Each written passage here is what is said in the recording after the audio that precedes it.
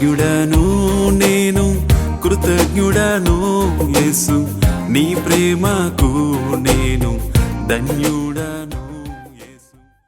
ప్రభును రక్షకుడైన యేసుక్రీస్తు ఉన్నతమైన నామములో ఎవ్రీడే విత్ జీసస్ అనే కార్యక్రమాన్ని వీక్షిస్తున్న మా క్రైస్తవ కుటుంబాలందరికీ హృదయపూర్వక ధన్యవాదాలు. నూతన సంవత్సరం అడుగు పెట్టకముందు నూతనమైన నిర్ణయాలతో ముందుకు వెళ్దాం ప్రియులారా. నూతనమైన ప్రణాళికలు వేసుకుంటూ అడుగు పెడదాం. నూతనమైన ప్రభు చిత్తానికి అప్పగించుకుందాం. వచ్చే సంవత్సరం మనము ఇంకొన్ని దినాల్లో నూతన సంవత్సరం అడుగు పెడుతుండగా ఒక్క మాట చెప్పగలవా?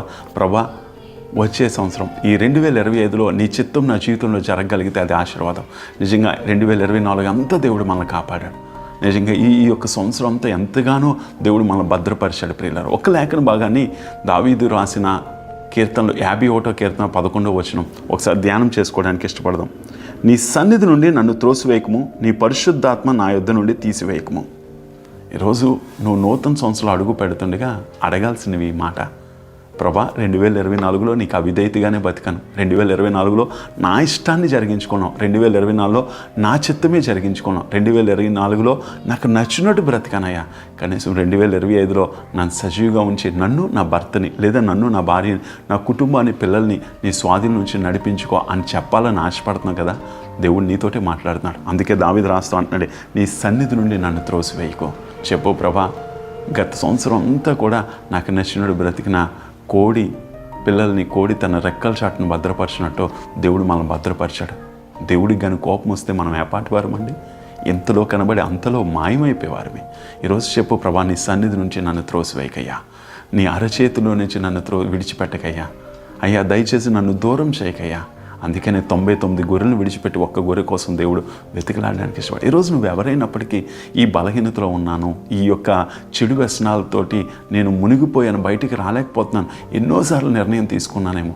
ఈరోజు దేవుడిని అడుగు, ప్రభా నీ సన్నిధి నుంచి నన్ను త్రోసివేయకయ్యా అంటే దేవుడు మరలా నీ మీద ఆయన కృప చూపెట్టడానికి ఇష్టపడే దేవుడు ప్రియులారా. రెండోది అంటున్నాడు, అక్కడ దావీదు రాస్తూ ఏమని పిలుస్తున్నాడట, 11వ వచనం, నీ పరిశుద్ధాత్మ నా యుద్ధ నుండి తీసివేయి. పరిశుద్ధాత్మ అంటే దేవుని యొక్క కాపుదల, ఆదరణకర్త. పరిశుద్ధాత్మ నా యుద్ధ నుండి తీసివేయకయ్యా. నీ ఆదరణ లేకపోతే నేను ఎలా బ్రతకగలను? నువ్వు కానీ నాకు అందుబాటులో లేకపోతే నేను ఎలా ఉండగలను? నువ్వు నిజంగా సంరక్షించకపోతే నేను బ్రతకగలనా?